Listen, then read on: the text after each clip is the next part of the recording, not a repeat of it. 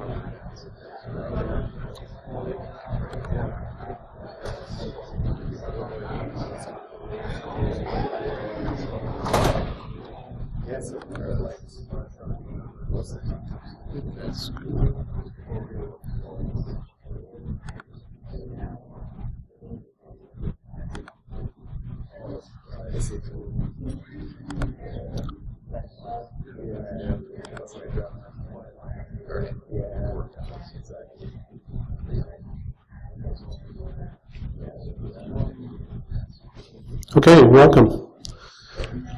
All right, so this talk is about hackers versus auditors. Some of the things I'm involved in, I'm the local chapter president of ISACA for the Utah chapter, and I'm also involved with a local hacking group we have there called the DC 801. It's a DEF CON 801 group. My day job is at Intermountain Healthcare. I'm on the IT security team. I see one of my coworkers with me in the back here. And my background is that for a long time I've done putting systems together. Okay, and so I've learned a lot about systems. I've worked in healthcare for probably 20 years, doing various kinds of IT work, and in the last 10 to 15 years kind of got into the security.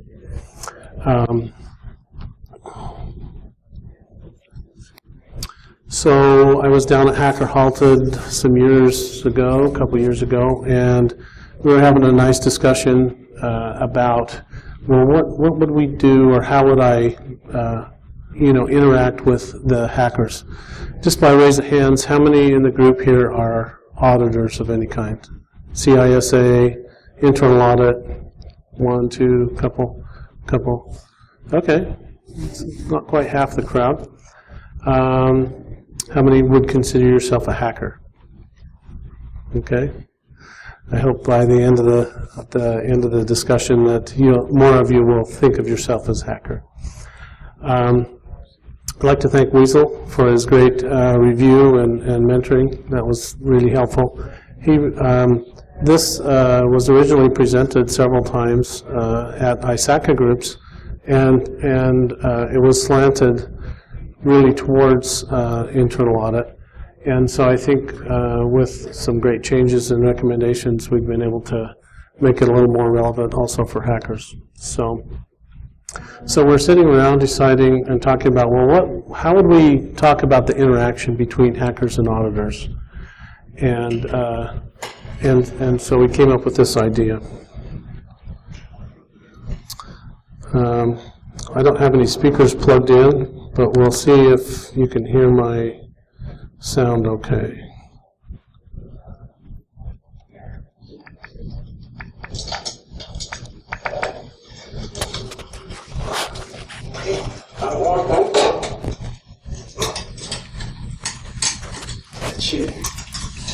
Okay, we can go.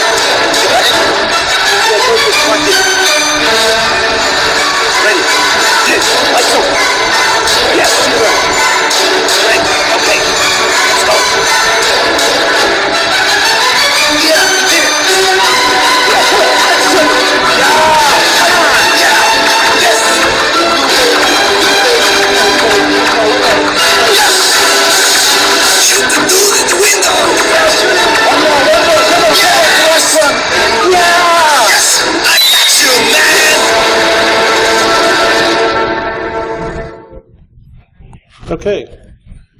So, real or fake? What do you think? Was that a real hack?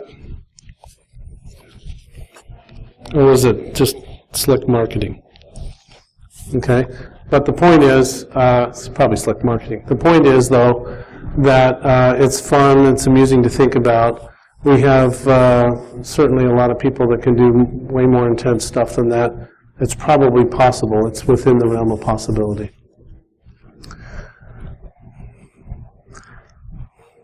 Let's see. Okay. So, what are the elements, right? We have hackers, right? These DC 801. There's a lot of hacking groups, DEF CON hacking groups. I always like to throw in the picture of the Matrix because my name is Anderson, and I always think that's funny. So, okay. What you'll notice with the presentation too is we kind of go back and forth a little bit on audit, a little bit on hacking. So what's the mindset of an auditor? Okay, spend a lot of time understanding scripts, understanding checklists, right? Hopefully, we would develop some professional skepticism. I think that's probably the main point. You look at something, or you interview somebody, or you're understanding what it is that they're doing, and you don't always trust them, but you're not combative. So that's what professional skepticism is about.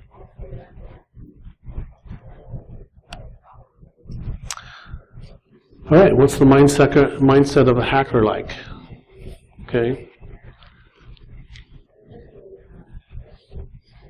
I think hackers are really interesting in the challenge, more so than just the money aspect of a hack.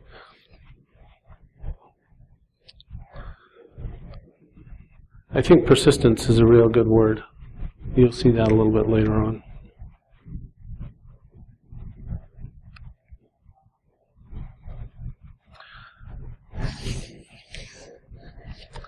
Okay, so in audit, firms are after a certain kind of person that can do this, right? They look, of course, for certification and those things. These are the things they're trying to do to improve auditors they have, or this is what they would look for in folks that they might hire. Okay? So, who likes to document? Anyone? There's one person. So it doesn't matter whether you're talking to the audit crowd or whether you're talking to the people who are writing code. Generally, nobody really likes it very much, but it is important to do, and it's a necessary evil. And some people like it, right? They become really good at it.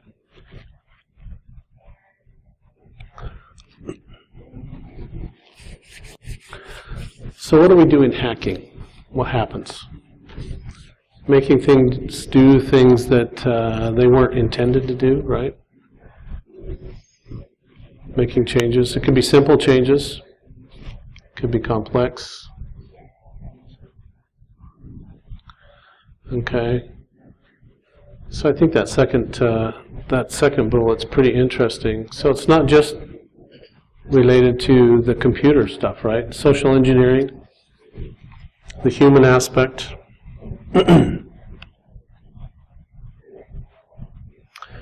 Okay, here are some important things that firms look for of auditors. Okay, analytical and critical thinking. They've taken some polls. Communication skills, IT general skills, risk management, business acumen. Okay, that's what they're looking for.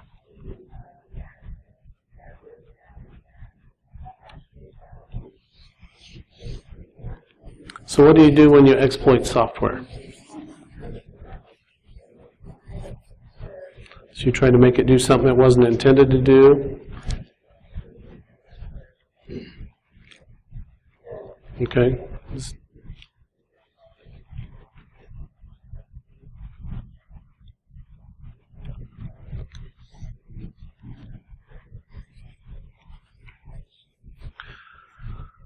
So, one of the points of this talk is to understand what our company's looking for, right?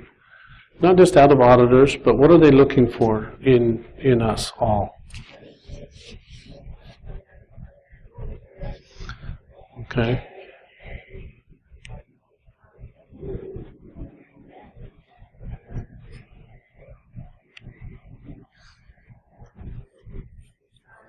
Does anybody do any reverse engineering? Okay.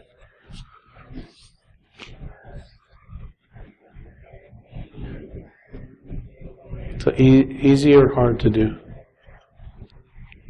Or fun, right? It's interesting. Some of the things that happen as you do any of this kind of work might be improving your speaking abilities, right? Developing some board and community relations. Okay, outside networking and contracting. Become a better person in persuasion, working with the C-suite. Mastering new technology, right? And negotiating. Does anybody like to go down and buy a new car? Yeah, it's kind of fun if you've got time on your hands and you want to mess with the salesperson a little bit, right? Social engineering.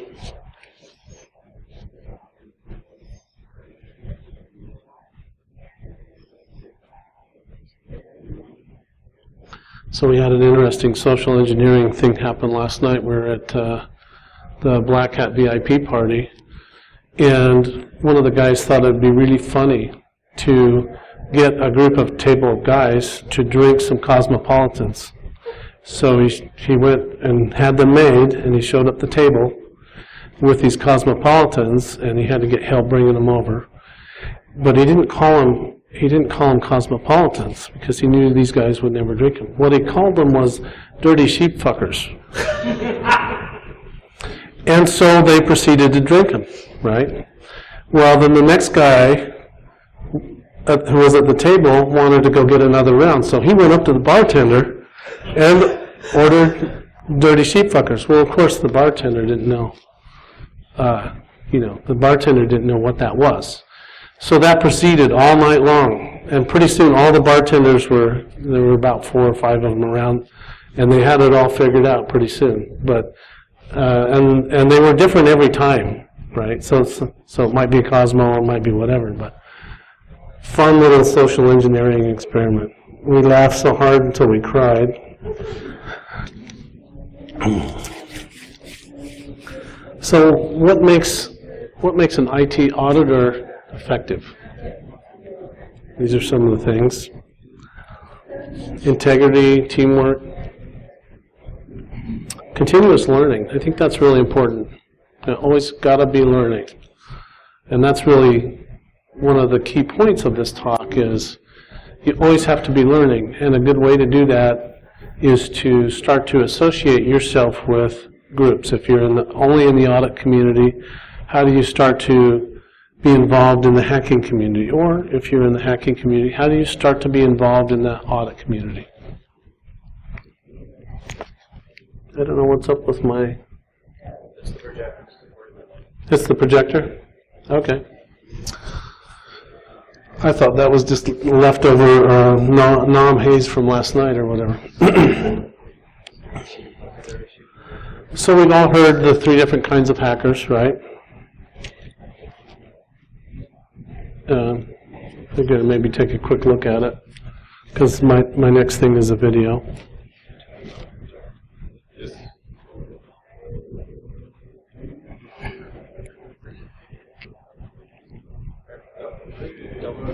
Okay, nobody move. Thank you. So essentially, the white hat hackers are the good guys, right? They're the guys that learn how to hack to hopefully prevent other people from hacking. Black hats, right? Those are usually the bad guys, considered the bad guys. Gray hats, somewhere in the middle.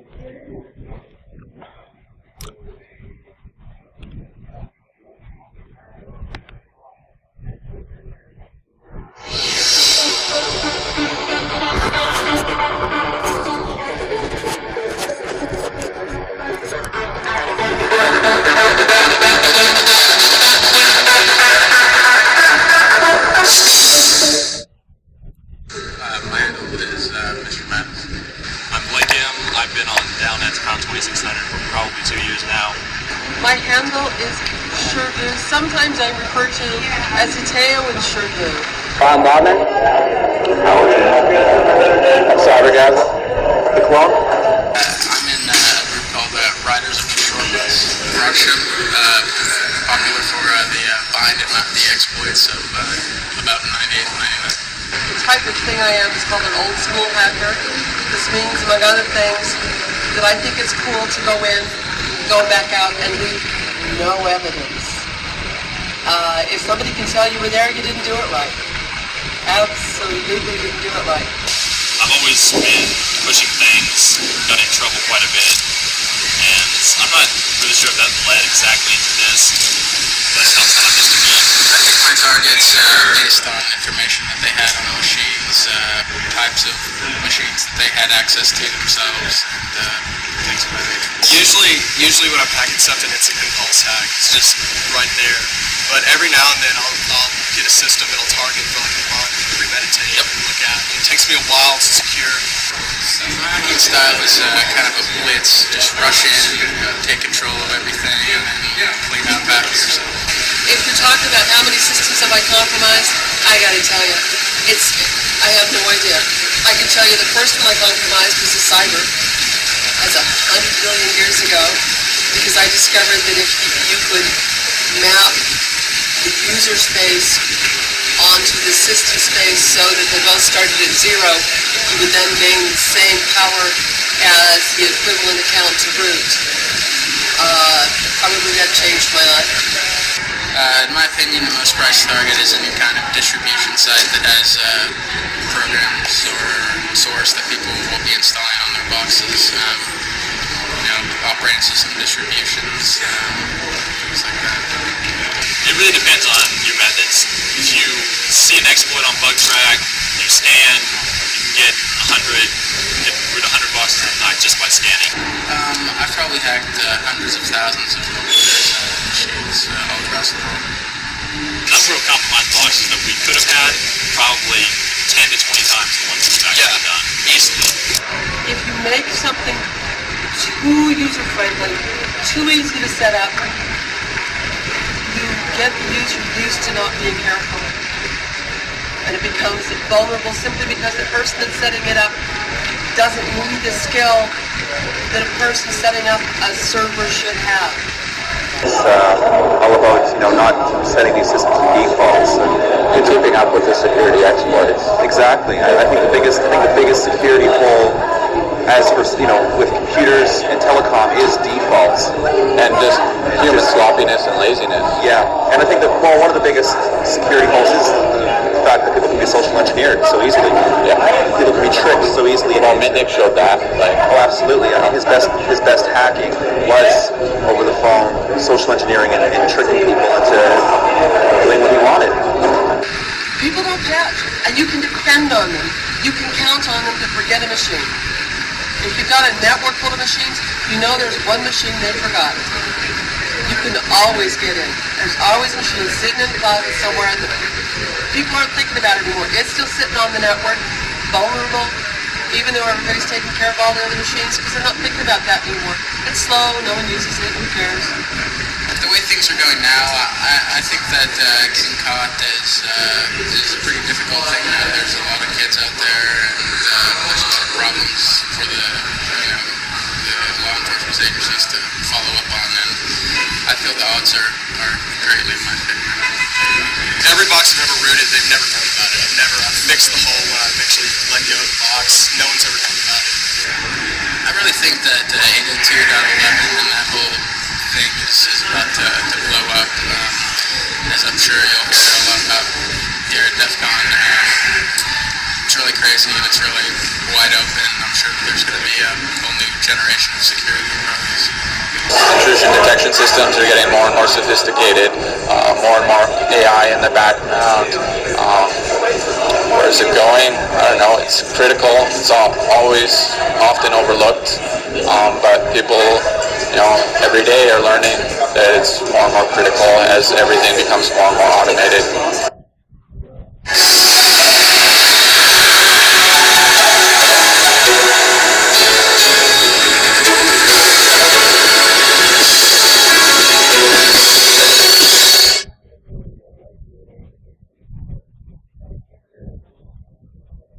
Yeah, I guess I'm counterculture. On average, I'm in my first corporate network in 10 minutes. That was so easy to do. E-commerce site, credit cards. I own you! Software company here, another doggone it. Go watch, this is where capitalism meets my delete key. To all those with lame internet security, I salute you. Because there's a different threat every day. You need more than firewalls and antivirus. You need internet security systems. This is my masterpiece. It's a worm. Blows right through your firewall. It's like a crazy cocktail. A hybrid. Gets in through web, email, chat, antivirus. Nah, I can't keep up. Can't get in one way, get in 5 others. It's like a symphony that will change the world. No one will know it's me. In a world where there's a different threat every day, you need a different kind of security. Internet security systems. So you want to let me go? Fine. Okay, fine. Now let's let go some things with you, August. How about accounts receivable for the past 2 years? Let go. Payroll, let go. Line below average employment history. Terminated. Because there's a different threat every day, you need more than firewalls and antivirus. You need internet security systems.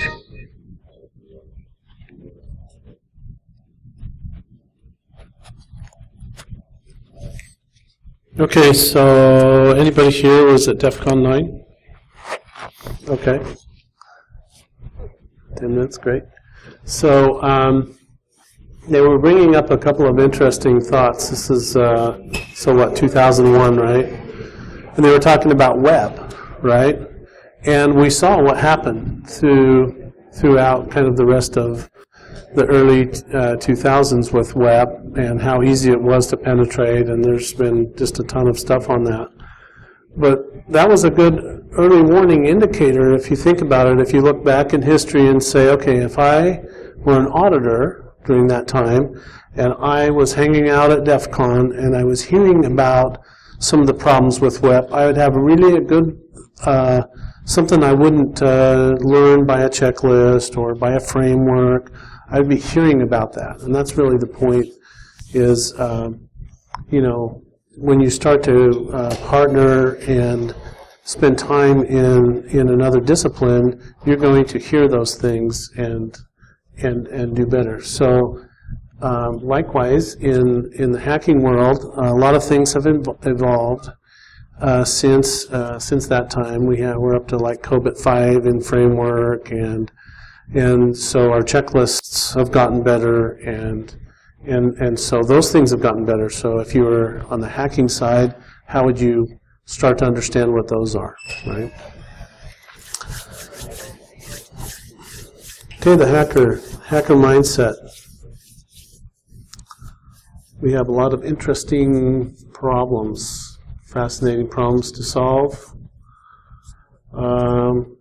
Hopefully you don't have to solve it twice. I'm a big fan of automation myself. Okay. An attitude.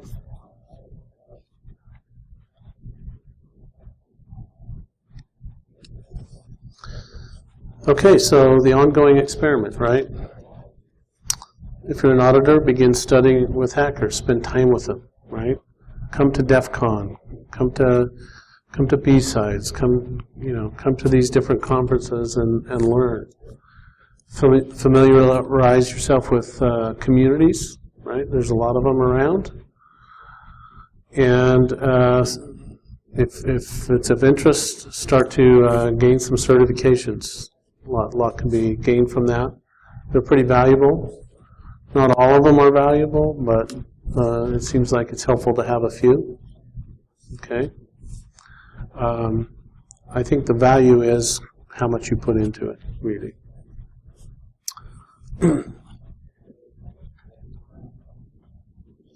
So this could happen to you. This is what happened to me last year. I was at the pool party.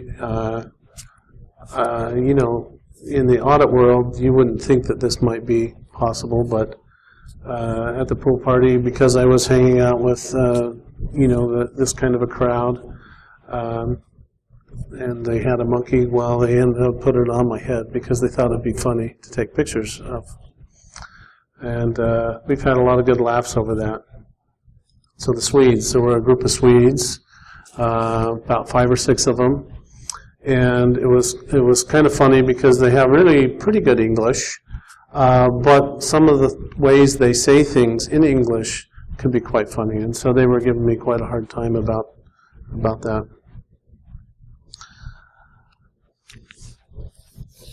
Here's some of the benefits. Be able to answer why. That's really important. Why does something work a way? Why should it work a certain way, or why does it have to work a certain way, or why do you keep doing things the same way, right? Knowing your adversary. On the hacking side, the networking is really important. Having a little bit better ability to engage with the C-suite, and depending on your level in the hacking world, some hackers get all the ability they want because they're coming in usually to save the day, right? So the C-suite is calling them. Others are, at different levels, they might not have those opportunities, so you can start to get some of those opportunities. Consulting gigs are always nice to have. Some of the possible common traits between the two. I've worked in both realms, and I think integrity and work ethic are huge. The teamwork we've talked about. The desire to make the world a better place, right? That's huge.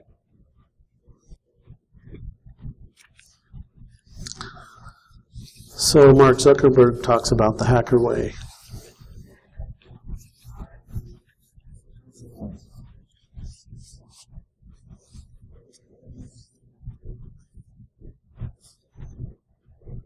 If it's impossible, that's an interesting challenge.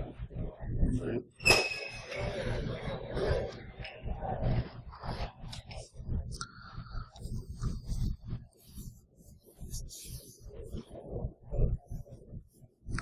So continuous learning and understanding, improvement, automating. Hackers can understand what auditors are doing. They can become more effective, maybe a little bit more slippery. It's kind of a great cat and mouse game, actually. Right? So we have a lot to gain by working together.